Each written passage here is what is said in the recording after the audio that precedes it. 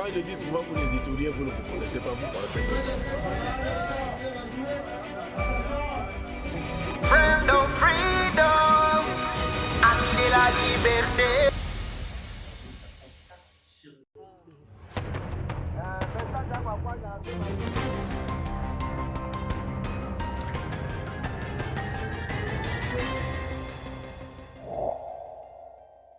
Vous avez fait un choix noble de choisir la radio communautaire Mandela pour vous informer. Voici votre grande édition vespérale avec Alfred Kalaï. Un chef coutumier arrêté par les services de sécurité dans les territoires d'Aro en Ituri depuis la semaine dernière. Il s'agit du chef coutumier de la chefferie des Kakwa, Omi Lokoudou et Nielembe. Vous suivrez les détails tout de suite. Mandeleo FM. La Commission nationale de la prévention routière CNPR lance l'opération d'implantation des panneaux verticaux de signalisation sur l'axe Aru-Ariwara en territoire d'Aru. Vous suivrez les détails tout de suite. Mandeleo La FM. prise des sons et la mise en onde des Manix Pétu, la présentation de Victor Luela, Cécile Mort derrière la caméra. Excellentes conditions d'écoute à toutes et à tous. Toutes et à tous.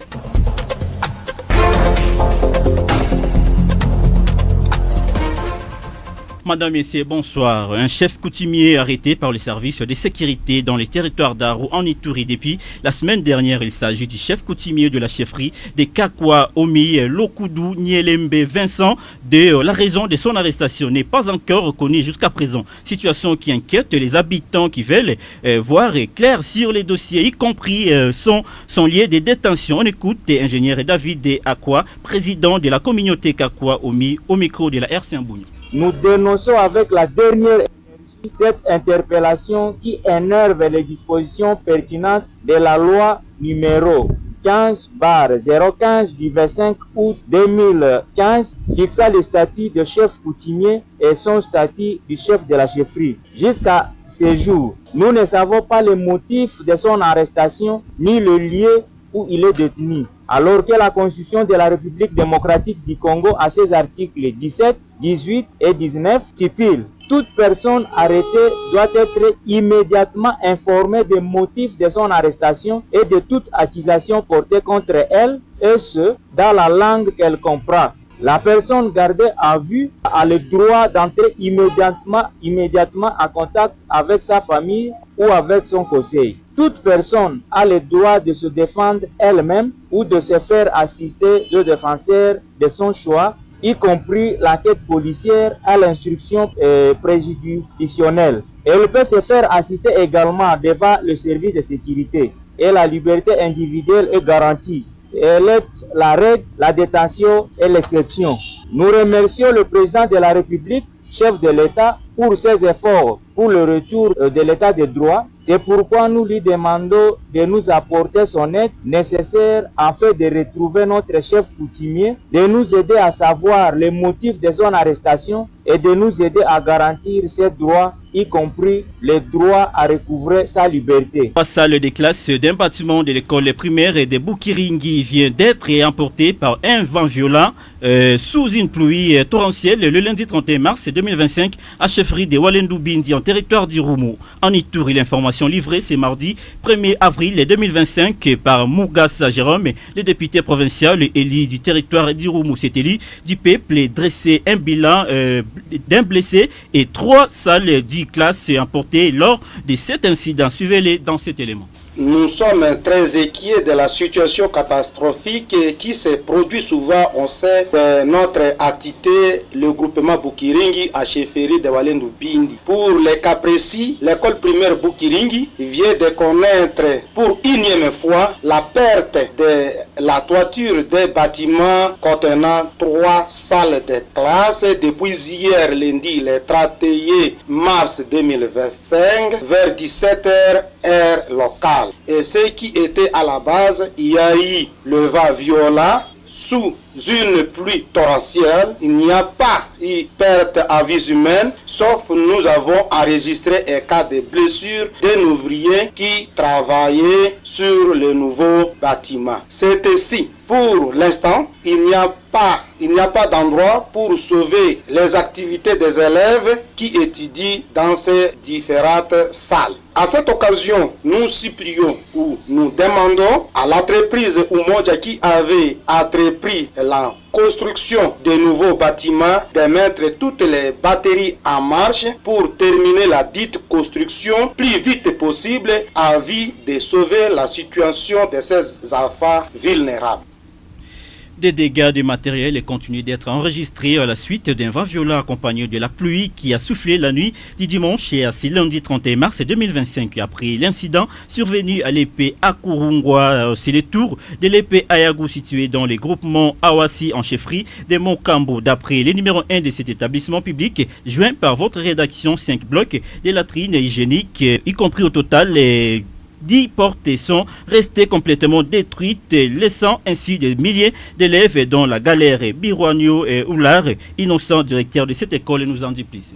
Dans la nuit du dimanche à ce lundi, notre école primaire Ayagu que nous gérons a été touchée par une catastrophe naturelle causée par un vent violent accompagné de pluies diluviennes.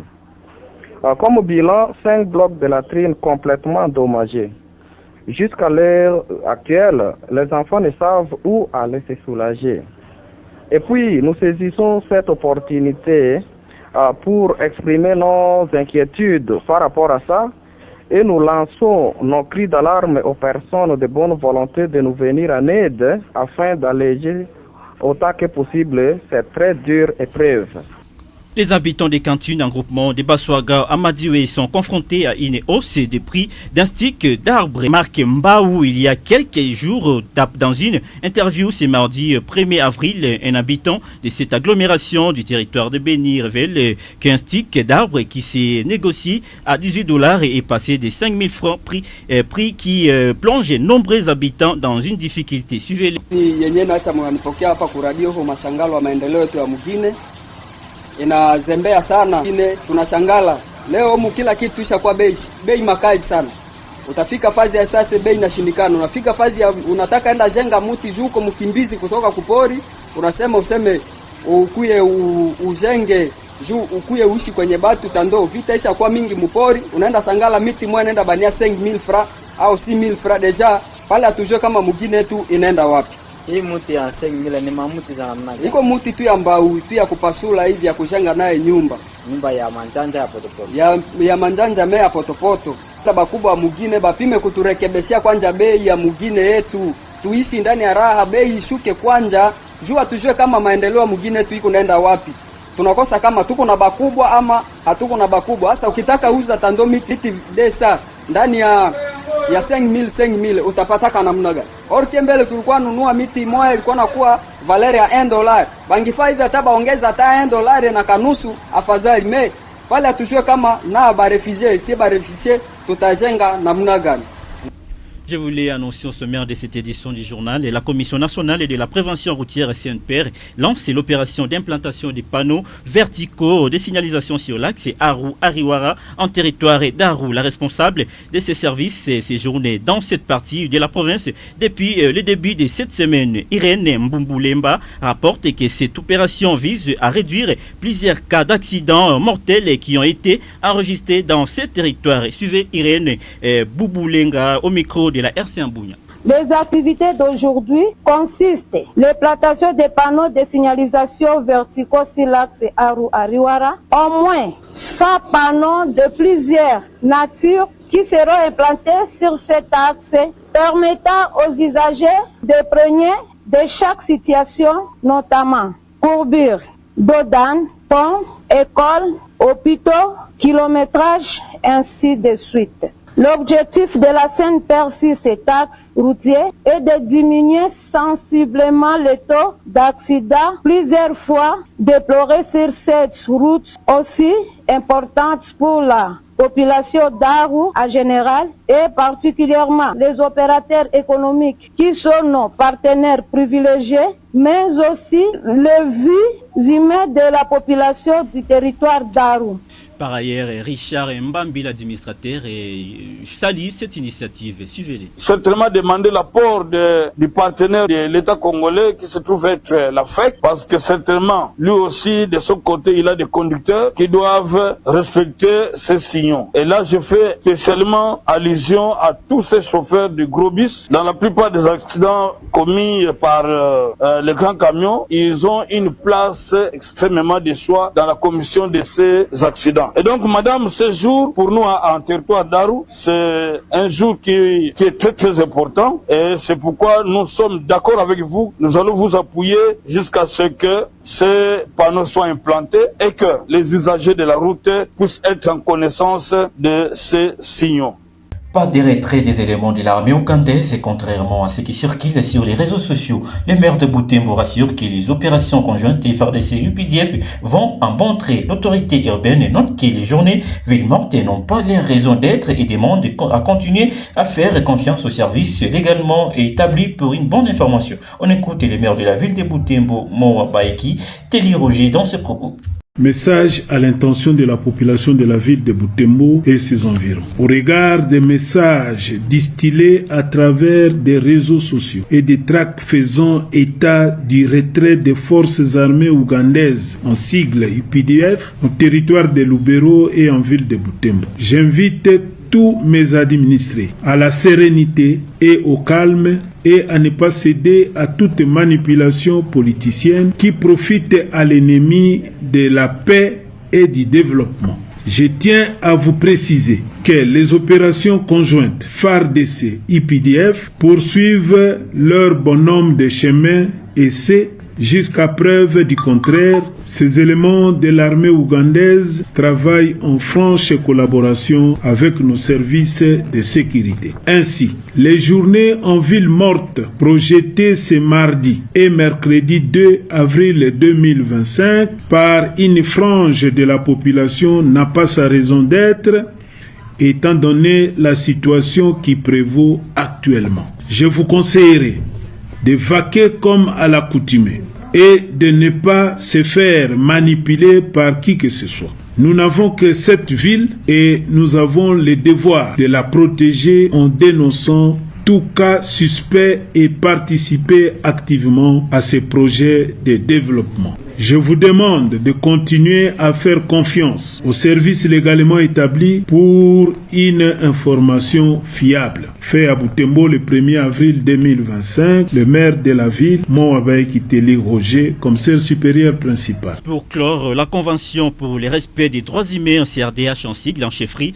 de Babila Babombi tire la sonnette d'alarme sur la présence d'une bande armée qui circule librement dans le groupement Bakaekou en territoire de Mambasa. Dans une déclaration faite ce mardi 1er avril 2025, Grace Kakine, secrétaire de cette structure de défense des droits humains, a dénoncé les exactions commises par les criminels. Suivez Grace Kakine. Nous sommes alertés par notre équipe de monitoring qui est encore actuellement dans le groupement Bakaekou. Il y a 4 bandits qui circulent en électro libre en train d'inquiéter les paisibles populations. Ils circulent avec des armes. Ils sont porteurs d'armes à feu non notamment identifiées. Nous appelons les services de sécurité de s'impliquer pour que ces belligérants soient attrapés, qu'ils soient transférés à leur juge naturel. Et le groupement Bakaekou, actuellement, il fait face à des groupes armés locaux. Et il y a des bandits, des criminels qui circulent dans la forêt de Bakaekou, comme ici les journalistes. Avant-hier, ils ont inquiété 2 agriculteurs. Ils ont tabassé, torturé et emporté les biens des paisibles populations. Et ils ont même été visibles hier. Ils circulent en électro libre, en train d'inquiéter les agriculteurs dans cette région de Bakaekou, chefferie de Babila Babombi, dans le territoire de Mambasa. Nous appelons les services de sécurité de s'impliquer pour barrer la route à ces criminels qui circulent en train de voler et de torturer les paisibles agriculteurs dans cette région. Et c'est par ici que nous terminons cette édition du journal. Merci à vous, chers auditeurs et auditrices de la radio communautaire Mandeleur, d'avoir suivi ces journaux. Dites merci à Manik Sepechou qui était derrière la baie vitrée pour la mise en onde de la présentation. Sicilément derrière la caméra, la direction de Biamongo Kadeolewa, la plume rédactionnelle et des Jospin Wajorki. Mais moi, c'est Victor Leuel. J'ai été choisi pour vous la présenter. Prochain rendez-vous, c'est demain à 6h10 heure de Bounia.